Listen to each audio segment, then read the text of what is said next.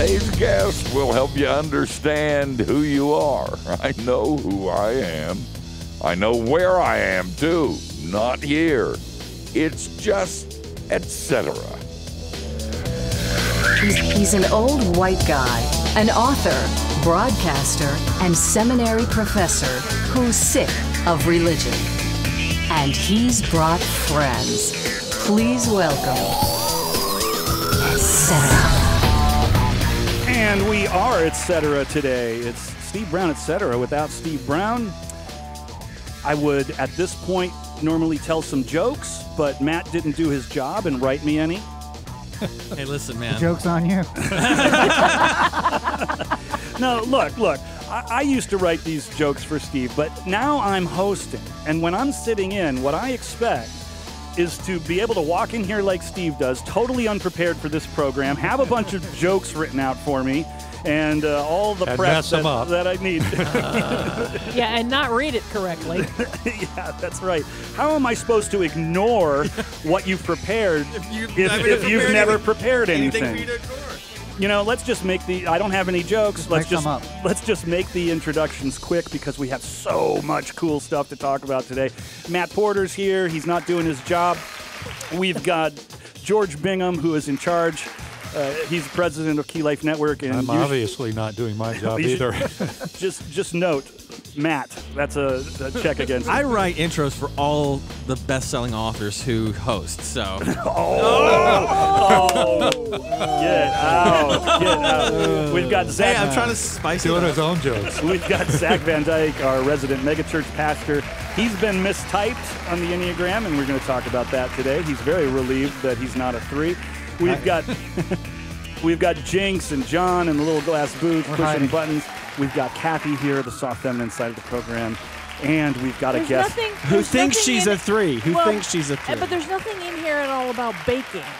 So I don't know what to do. That's right. Well, we'll find out which type is most likely to be an obsessive baker. There you go. We've got Chris Heuertz here, and he has written a book called The Sacred Enneagram, Finding Your Unique Path to Spiritual Growth. This has been out for a while. This has had a huge impact on my life, and I'm so excited to talk to you today, Chris. Thank you for joining us on Etc. Live via satellite. Yeah, I appreciate you all including me. Thanks so much. So Chris is an expert in the Enneagram.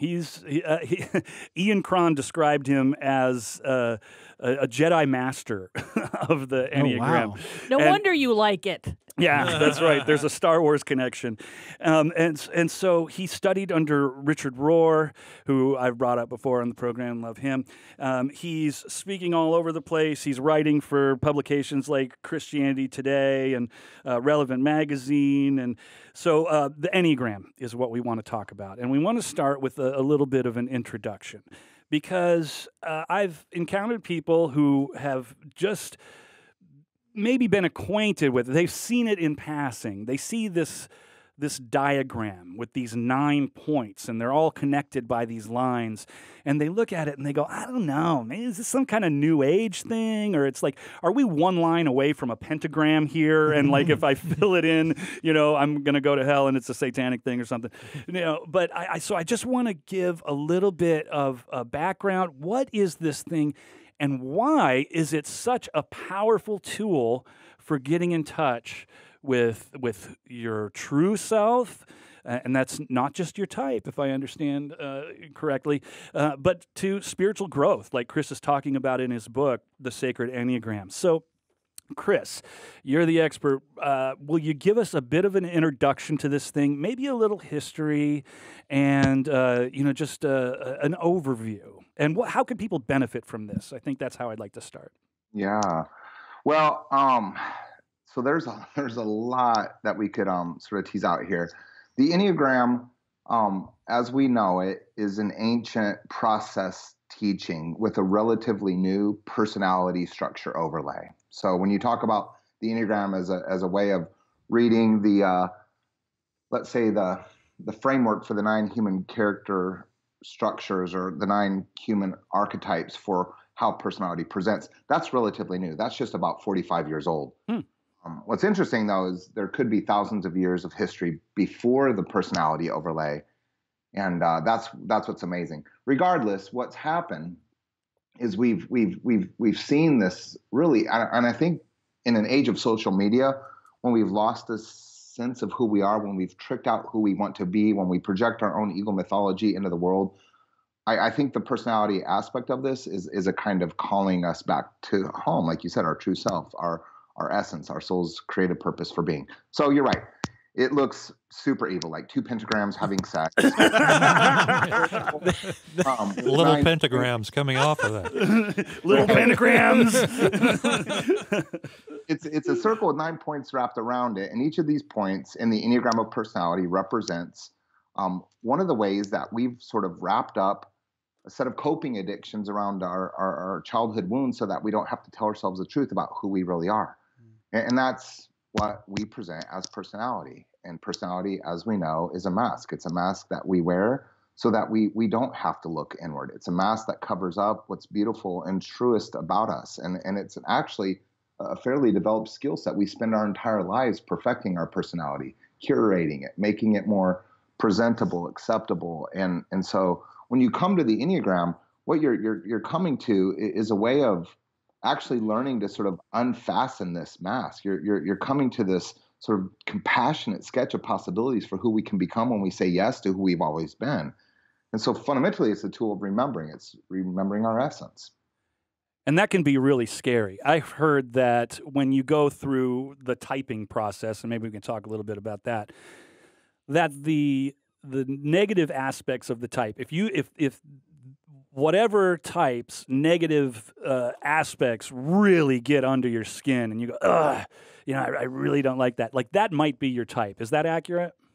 Well, I think that is a version of accurate, because I do think in the 70s and 80s, when this was sort of being leaked by the Jesuits, they did wrap up a lot of sort of sin, tendency, tragic flaw language around this, and they kind of rubbed the salt in these wounds. My sense, though, is we have to come at this with a lot more compassion and a little bit more levity. And so what I've actually been trying to do over the past several years is to turn that corner from letting this be painful and humiliating as if you're pressing on a stress fracture in your ego, and really more of a kind of gentle welcoming of the good and the bad about us. And you have to remember this, especially if you're a religious person, that our notions of God come with all of this baggage that's also tethered to personality. But I think we have to affirm at least that God isn't as hard on us as we are on ourselves. And I think God would see us very differently than we see ourselves. And so I think that's some of the work that needs to be done in the Enneagram community, really coming at this with lenses of compassion, of self-acceptance, and really belonging. And I've found, too, that when it comes to relationships with other people, as you understand your type and what you're doing to cope, and then you understand the types of the people in your lives who you really care about and how they're coping, it is a tool for becoming more compassionate to the people around you, because you go, oh, I see what you're doing. You're doing the same thing I'm doing, but you're doing it in a way that's different, and you're presenting all these behaviors that can really annoy me and frustrate me, and we cause a lot of fights and stuff. But then when you see underneath using this tool, you go, oh, you two, oh man, like let's just give each other some space here, So I think that's one of the benefits that we can say up front. If you get into this and you get this book, The Sacred Enneagram, Finding Your Unique Path to Spiritual Growth, I think that's one of the things that you can look forward to. My understanding is that in the past, when it comes to finding out which type you are, that has been done maybe in spiritual direction or in community with other people, that there's discussions, and then there's like, hey, I feel that you might be this type. But now today, there are tests that you can take. Like I found the most helpful one for me personally was at the Enneagram Institute. It's like $12 and is really, really like spot on as opposed to some of the free ones that I saw. But can you talk a little bit about how you end up finding out who you are? Or what type you're presenting is? Right. So when you come to the Enneagram of personality and you are trying to discern which one of these 9 most aligns with how I experience myself, you can you can get online and you're right. There's dozens and dozens of tests, and a lot of them are free, but a lot of those that are free aren't wouldn't recommend most of those. In fact, the RETI that you did mention is probably the best test out there. So if you have the $12, it's worth dropping it and checking that out. But there's a lot of teachers out there who actually think the tests are a terrible way to sort of come to a type. Because you know this, every test comes with it inherent biases, racial, cultural, even type biases. Secondly, a lot of us don't, look, here's a problem. Most of us don't know that we don't know who we are. And so when we take a test about how we present, we're testing the test. We're answering how we wish we would be perceived or how we might have thought we were in our 20s or whatever. So if the tests don't do it, then yeah, there's panels and so there's facilitators who get groups together and do this in community settings. Yeah. We're coming up on a break here. Matt, you had something really quick? Do those tests have different names? Because I took mine, and the name was Which Jonas Brother is Your BFF? But I still came out with a Type 3 8 wing, so I don't... Internet, I don't know.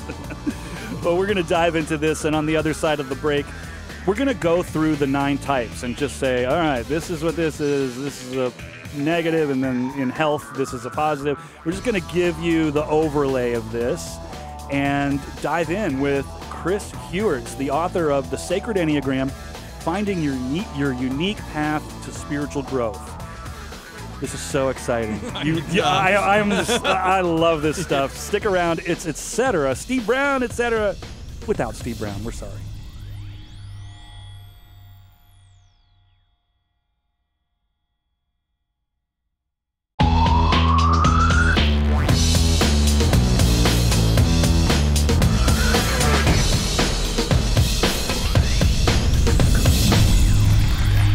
Welcome back to Etc. It's Steve Brown, Etc. Without Steve Brown this week. Steve's not here because he's not interested in connecting with his true self. And, that's fine. Or maybe he already did it, and he's like, I got this, son. On to the next thing. Yeah, he's totally one with the universe. It's great. So Matt is here, George is here, Zach, Kathy, Jinx, and John. Man, hello. The whole crew is here talking about the Sacred Enneagram, finding your unique path to spiritual growth. Chris Heuertz is our guest. He's an Enneagram expert. Is there a website or something I should send people to? Outside of just go get the book, but it's in the show prep. Show prep. Hey, look, Steve. Right after the jokes. Look, Nobody gave me any show prep or how to put it I on the just saw screen that for there you. were no jokes and I ignored the show prep. I just discovered a way to save 30 to 2 hours of time every week. No, look, I'm becoming more like a real host all the time. I'm already ignoring the show prep. This is great. So since I didn't read it, what's going on there, Chris? Where should people go? Yeah, if you go to sacredenneagram.org, you can sort of keep up with the workshops and the facilitated trainings that we host, and we do those literally all over the world. That's so great. So, in the last segment, we talked about how to find your type, and the one at the Enneagram Institute, it's $12. Chris was saying, yeah, that's really good. But, you might need more than that. There's some biases in the test, and there's some problems with these online tests. And so go to thesacredenneagram.com and look for these opportunities to connect so that you can really find these things out in a community of people who are interested in the Enneagram and, experts like Chris. So, all right. So I think at this point it would be good to just go around the Enneagram. And Ennea is 9 and gram is a drawing. And so we see these 9 points on this drawing. And each one of them represents this type. And so let's just start with 1 and roll around the gram and see what is the type and what's a negative, what's positive. Sure. And sorry, just to be clear, it's sacredenneagram.org. I'm sorry. If you go to .com, it's this kind of tricked out seventh seal, little loopy, little wacky. Oh, okay. All right. Boy. And that's all right because one of my other books is called Unexpected Gifts, which is unfortunate because there's an erotic romance novel also called So it's kind of a gamble with me. Let's just say be really careful if you're in Chris's orbit, because there's a lot of junk swirling around this. I'm sorry. That's not sacred. So the 9 types. So if we start at a type 1, and sometimes type 1 is called the perfectionist or a reformer. I generally don't use the names that have congealed around the numbers, because the names describe social function or social gift or the roles that we play, and it really doesn't get to essence. But the names are helpful. It's a helpful rhetorical device to remember these types. So if you use the names and you know type 1 is the reformer or the perfectionist, this is the person who has this inherent fear that they are somehow corrupt at their core, and that they're almost irredeemable. And that fear drives them to really try to be better than they need to be. And so ones are incredibly principled, they're responsible, they hold standards that are almost unrealistic. And because they're unrealistic, they begin to resent themselves. They resent themselves for not being good enough, because they think that they're the only ones who know how structure leads to human flourishing. And if they can't even live into the idealized notions of their own perfection, then how do any of us have a chance?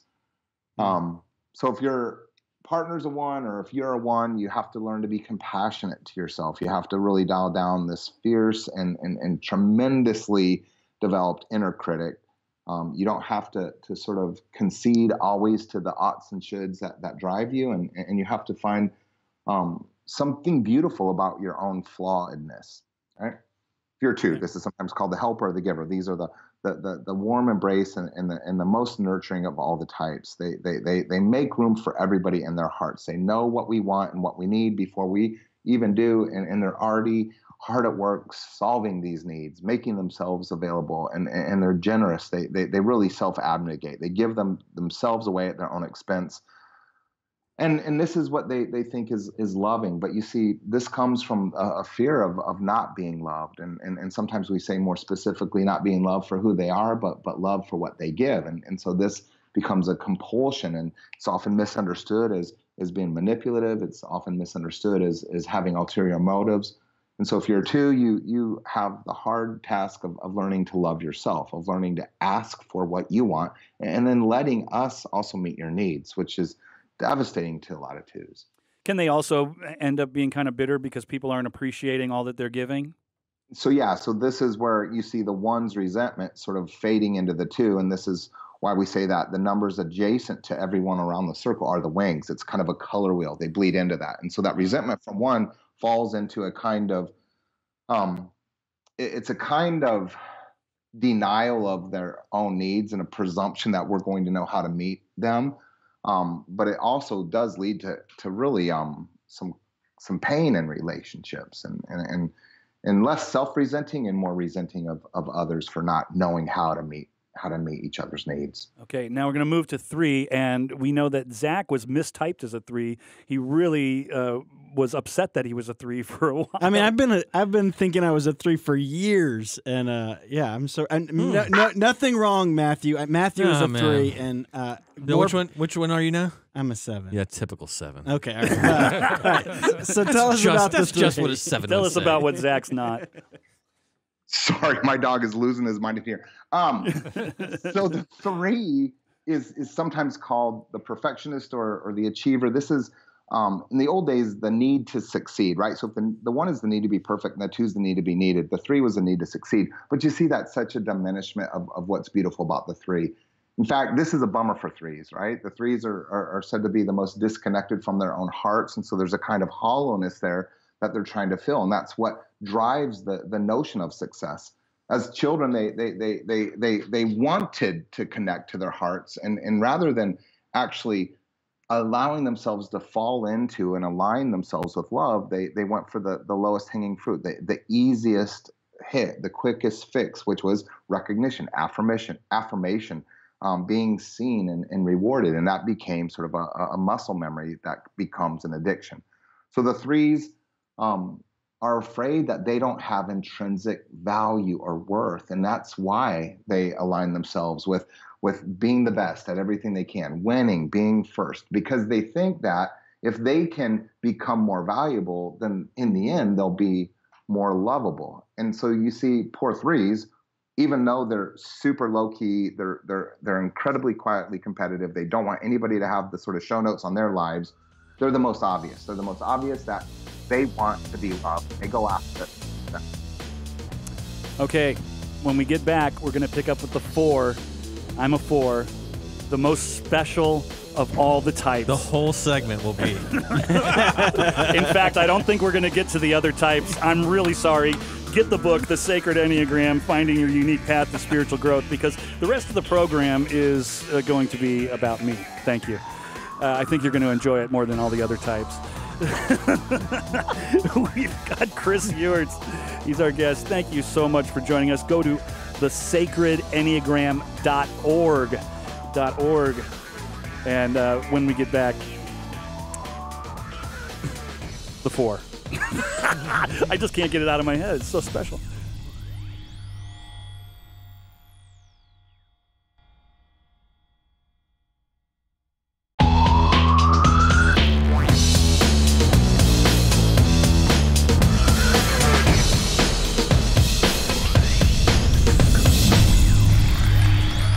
Hey, welcome back to Etc. It's Steve Brown, Etc. without Steve Brown this week. The gang's all here. We're talking to Chris Heuertz, author of The Sacred Enneagram, Finding Your Unique Path to Spiritual Growth. If you're hearing this on the radio, go to stevebrownetcetera.com and you can get this program. You can listen again. You can share it with friends. There's a whole... Watch it. Yeah, you can watch the video. There's all kinds of great stuff there that it's all about grace. So we left off with looking at type 4. We're going around the Enneagram. And type 4, take it away, Chris. Right. So type 4 is sometimes called the romantic or the individualist. I love to refer to the 4s as the divas or the tragic divas, because that is so spot on. If you weren't with us in the last segment, I'm a 4. I'm a tragic diva. I glory in it. It's wonderful. It all makes sense. Go ahead. It's the type who has this fundamental need to be unique, and this is really because they see significance in everything but themselves, and so they're drawing beauty out as a way of trying to pull it towards what feels to be empty inside. And so at the bottom of the circle, the 4 is the third and the final of the heart centers. The 2, 3, and 4 are the heart types. These are the folks who have a highly attuned emotional intelligence. And the 4 at the bottom of the circle, in the sense, is carrying the emotions of the entire Enneagram. It's a heavy weight, and they internalize this. And in internalizing it, it becomes a kind of shame. And the shame is this: I don't know who I am, even though I can see who everyone else is. I can see what's beautiful and fabulous and significant in everything outside of myself. And so there must be something wrong with me. And this leads to tremendous frustration, but it also leads to idealization. And so just like the 1 who idealizes goodness and perfection, the 4 idealizes authenticity and beauty and significance. There's a real ache in the heart of the 4. And so for 4s, it's really learning to find that emotional balance, that equanimity. All right. Yeah, I changed my mind. I don't want to talk about that anymore. Let's go to the 5. 5 is the need to understand. This is the investigator or the observer. These are the folks who are way up in their head, and the first of the head types. The 5s are the ones who really want to get to the bottom of everything. And so they're actually not first and foremost looking for solutions and answers. They're actually trying to find the right questions, and so they're incredible. They're the most mentally complex. They're often isolated. They're often withdrawn. But this is because they go into their head so that they can find and establish stability and security for the people they love. Now the 6s are also in their head, and these are sometimes called the loyalists or the skeptics. This is the need to be secure. These are contingency planners, threat forecasters. They're worst case scenario thinkers because they want to make sure that everything and everyone is going to be okay. And so they double down on the things that we should be concerned about as a way of internalizing and metabolizing that fear. And this is really a burden for them. It creates a lot of mental anxiety and anxiousness. But you see, they're simply doing this so that they can take care of the people they love. And like, let me just say really quick. My wife's a 6. I call her my 6-y wife. every time that she starts, and I don't want to minimize it. She knows we've had some deep conversations about this, but it's become kind of shorthand for us. And like I said earlier in the program, in relationships, as you understand these things, you really are going to gain some compassion for the people in your lives, and in your life. And I really have with my wife going, oh, look at what she's doing to try, and she's trying to take care of me and the kids, and look at all the anxiety and everything. And I would imagine once you're familiar with this, you could look at somebody, even if you just meet them initially, maybe not even, you can't even help it. Just start assessing what type you think they might be. Which I know what you're saying, Chris. You don't. It's not about the label. It's about what's underneath. But even that kind of shallow use of it would still lead you to be empathetic. Yeah, just understand that leads there's pain. to an understanding of like you've got your own kind of stuff, and I recognize that because I have. Yeah, that. even if you don't want to like type them on a surface level, right? You can say, "Hey, I can have some compassion." All right, so let's go to the 7. Woo! Yeah, man. That's called the enthusiast. This is the need to avoid pain. These are the folks who are really disconnected from their heart. Oh. They come across as heart forward. They come across as really winsome and charming. But you see what they're doing, they're running. And they're running from the very thing that's going to tell them the greatest truth, which is in this present moment, your pain actually wakes you up. So the passion, the emotional passion for the 7 is called gluttony. And it's not that they overeat, it's that they overdo everything that brings them pleasure as a way of avoiding looking inward and really welcoming the contours of their emotional landscape and the pain. Do they end up having too many kids and taking ducks in to their house? I just want to say, and moving close to Disney World. All right, listen, that was all fun at the beginning, and then you turned on me, man. I don't. God. Go to 8. All right, let's move on.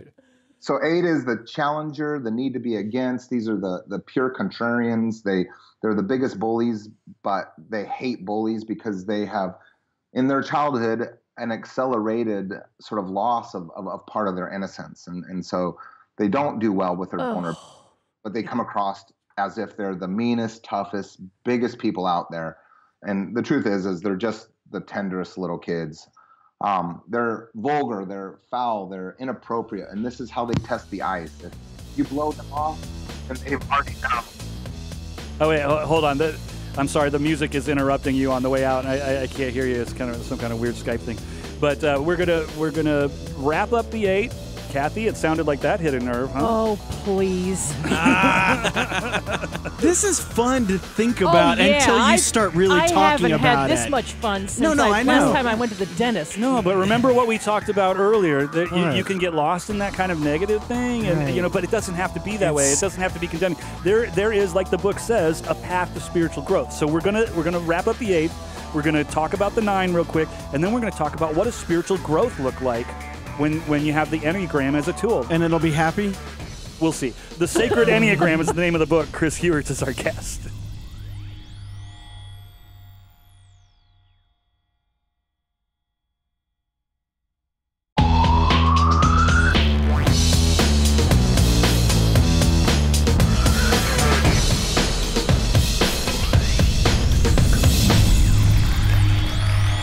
Welcome back to Etc. Sorry, I was just looking at my text messages. We're so glad that you've joined us today. We're talking to Chris Heuertz, the author of The Sacred Enneagram, Finding Your Unique Path to Spiritual Growth. And we're going around the Enneagram looking at the different types. We left off with 8. There was a few more things that you were going to say about that before we were interrupted by the break. Then let's look at the 9 and how we can get to spiritual growth after that. Yeah, so like I said, the 8's the contrarian, the challenger. These are the folks picking fights. They always want to make the counterpoint. And like I said, they're doing this on a subconscious level to sort of see if they can trust you. And that's why I was trying to make the point that they can come across as a little foul-mouthed or vulgar or inappropriate. They're stomping on the ice between you and them to see what's going to break it. And if it's their language, if it's their smugness, if it's their aggressiveness, fabulous. They've figured out very quickly they can't trust you. So in relationships, you got to push back. You got to stand up for yourself with them. But you also have to realize, like I said, there's a really tender, vulnerable side to them that they really don't want to show. Finally, the 9. And the 9 sits at the top of the circle because the 9 really is a source of love. And some of the theories are all the other types sort of fall off the sides of this circle as diminished versions of the 9.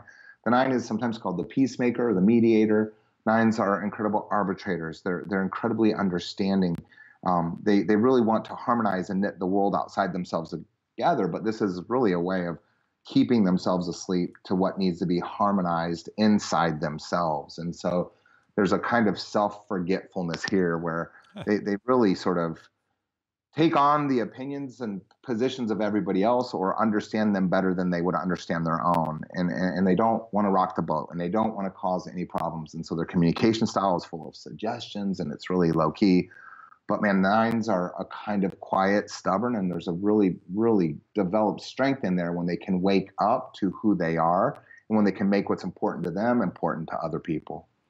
So we've talked about getting in touch with your essence. You just said like waking up to who you really are. And George, you had a question about that. We ended up talking off the air. Sorry you didn't get to hear it. But maybe let's bring some of that conversation onto the program. As someone who this is new to, I'm unfamiliar with it. My question went to, you kind of introduced this as personality types tend to be the masks of the inner self. And do they also, the types reflect the inner self, or is the inner self something different, the essence, and are we still unique as essences, or at least unique categories, or do the essences kind of blend into one direction, or, going with the Jonas Brothers connection? Do they? Where is the direction toward the I guess the positive side of it? If we're going from the mask to the essence, tell me some about the essence. What does that mean? Sure. So my sense here is that your soul is born purpose, that we all bring a gift into the world that is here to heal the world. And this is why we are all sort of standing in line with the midwives to the new we, right? Well, what this essence is, I think in the Enneagram is really the sort of framework of your type's holy idea and your type's virtue. So every type has a holy idea, which is your unobstructed view of reality. It's the first truth you have to tell yourself. It's seeing the world as it should be, even if it's not yet realized. And then your heart brings a virtue forward, which is really the gift of your truest self being realized and lived out through love. And so when you take this virtue and this holy idea together, that's where you start to get the hints of who you truly are. But like I said, we want to cover that up. We some of us are so uncomfortable with the most beautiful parts of ourselves that we'd rather shame ourselves and live out of guilt and beat ourselves down. So, for example, the 1, right? This need to be perfect, the reformer, this person who has this flaw, this fear that they're inherently flawed. Well, their holy idea is holy perfection, and their virtue is serenity. And what this actually means is you will only find peace when you realize that you're perfectly flawed, that it's your flaws that make you beautiful, and that's what makes you human. And when you can live into that, actually now that makes the world a safer place for those of us who aren't as good as the ones, for those of us who will fail, and sometimes tragically fail. And so you see, when you can align with that, you make the world safe again. You make the world okay again. It's like going back to our original innocence, the purest, tenderest bits of ourselves that we've somehow had to cover up and toughen up and not bring out there because we're afraid it's going to get hurt or not seen or not appreciated. One of the things that you said when we were off the air was that people can identify with their types and then go around saying, I'm this type.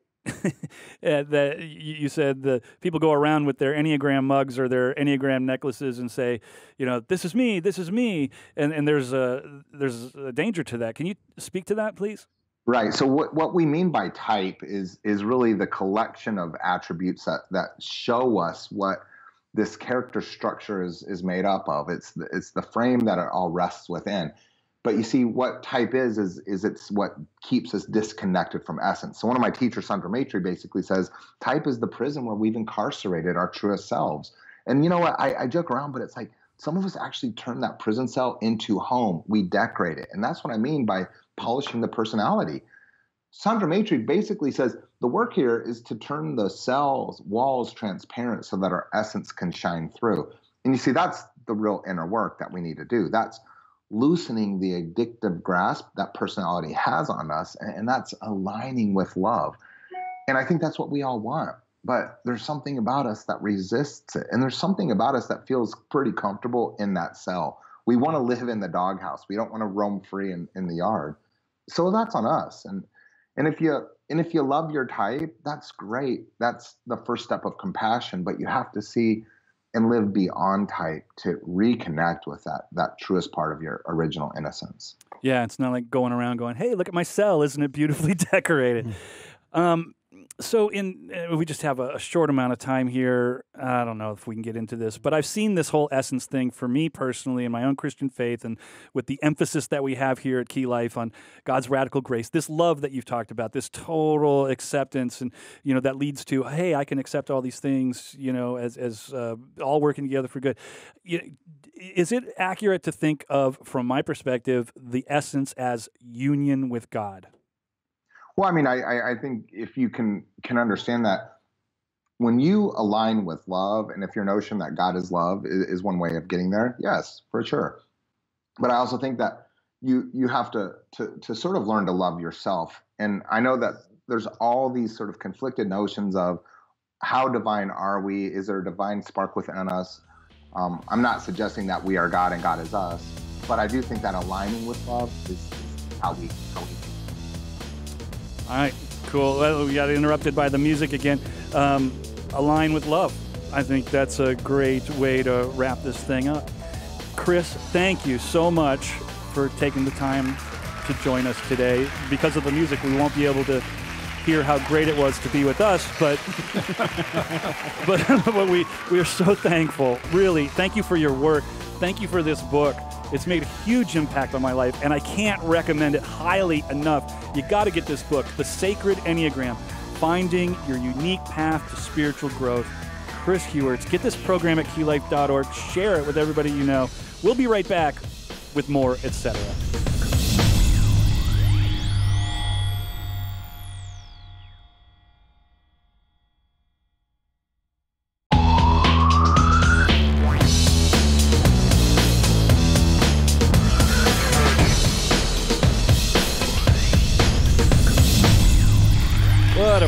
What a program. I hope that you got something out of that. We were talking to Chris Heuertz, the author of The Sacred Enneagram, Finding Your Unique Path to Spiritual Growth.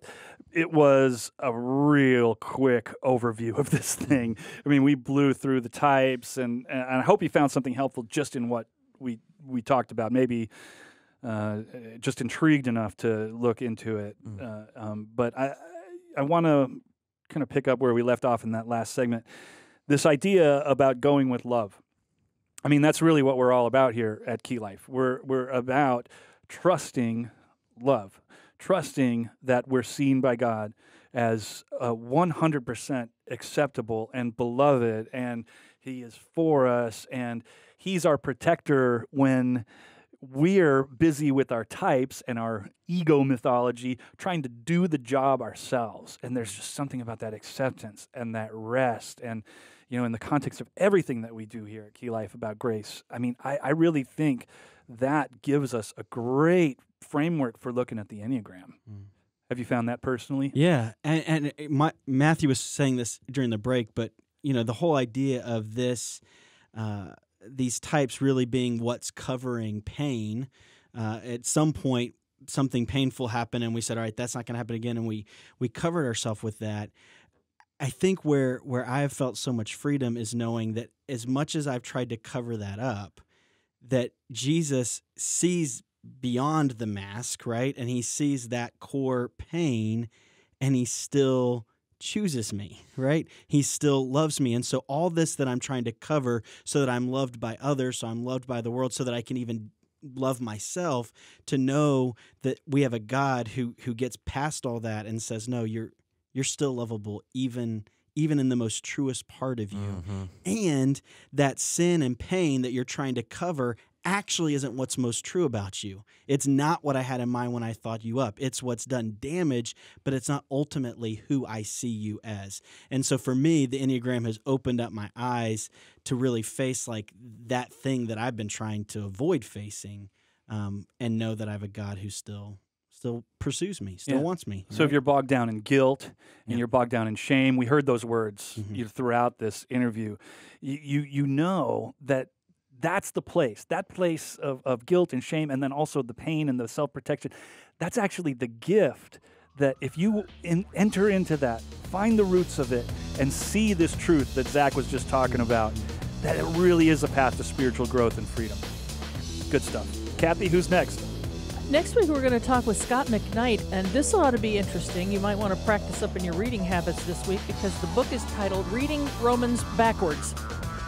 Okay. So just, open up a book and just, that makes me think of, I've always been scared that I'd get pulled over and that the cop would ask me, totally sober, that the cop would ask me to recite the alphabet backwards. Because I couldn't do that. Totally impossible. I can't do that. Exactly. That's a no-win situation. With my clearest head. Anyway, join us next time for Steve Brown, etc. Steve will be here. Until then, may God bless the hell out of you.